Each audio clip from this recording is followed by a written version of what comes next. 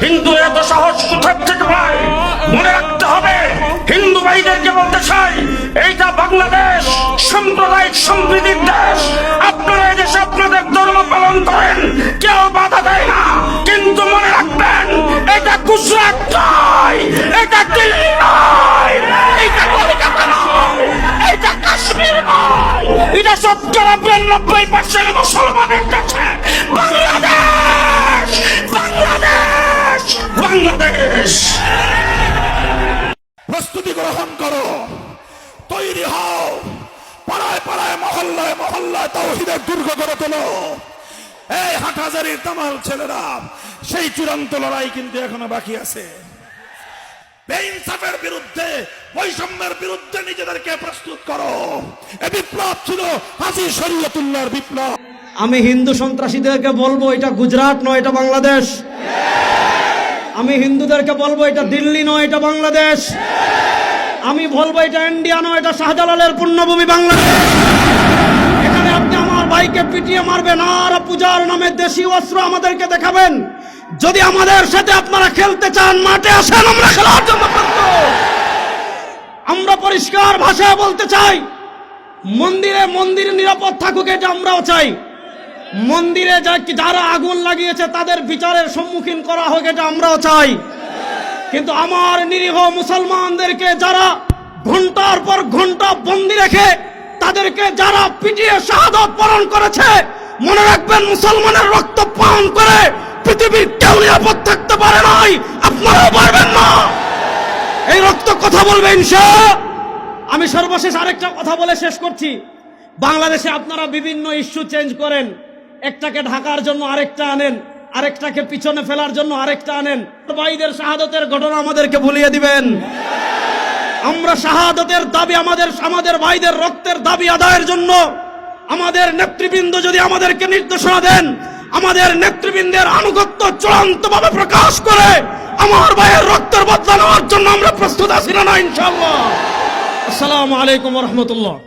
ইসলাম কখনোই যুদ্ধ পছন্দ করে না, আর যদি ময়দানে নামতে হয় তো কোরআনে বর্ণিত আছে ফজর বার রিকাব, সোজা ফোকাস করতে হবে গর্দানে।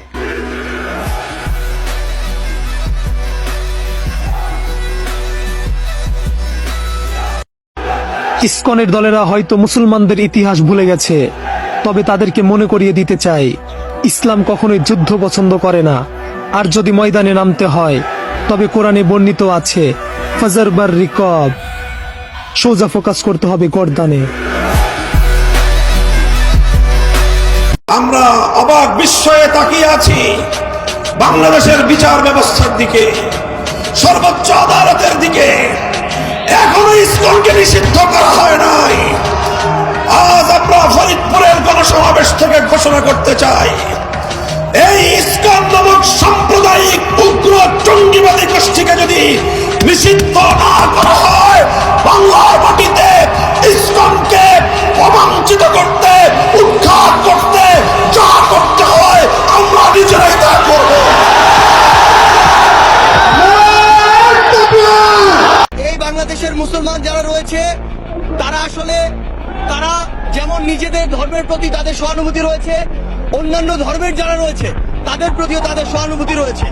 কিন্তু এই সহানুভূতিকে ব্যবহার করে কেউ যদি নিজেদের ওই ভারতে বসা চক্রান্ত, যারা মাসের 30 দিনের 25 দিন দেহটা নিয়ে এই বাংলাদেশে বসে থাকে আর বাকি 5 দিন মনটা নিয়ে ভারতে যায়, সেখানে চক্রান্ত করে এবং সেই চক্রান্তের এক্সিকিউশন এই বাংলাদেশে এসে ঘটায়, সে সকল উগ্রবাদী হিন্দুদেরকে প্রতিহত করার জন্য আমাদের মনে বিন্দুমাত্র সহানুভূতি থাকবে না।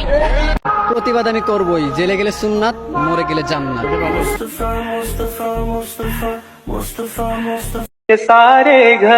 আমি কোনো সম্পর্ক বুঝি না, যে ইসলামের শত্রু সে আমারও শত্রু।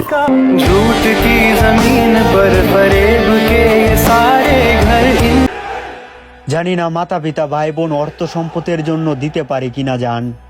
ধর্মের যুদ্ধে সবার আগে হয়ে যাব হাজির। হয়তো আমরা সাহাবীদের মতো নই তেমন কোনো বড় বীর। যুদ্ধের মাঝখানে মাছি হয়ে ঢুকে যাব মুনাফিকের কানে। 313 জনকে বদরের যুদ্ধে মিটাতে পারেনি ওরা ইসলামের ইতিহাস সম্পর্কে। আর কতটুকুই জানে।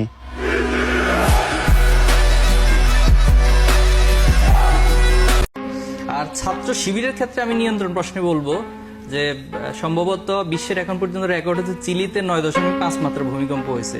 ছাত্র শিবিরকে যদি সত্যিকার আমরা নিয়ন্ত্রণ করতে না পারি তাহলে বাংলাদেশে মনে করেন যে 9.5 মাত্রা ভূমিকম্প অবাক করে দেবে।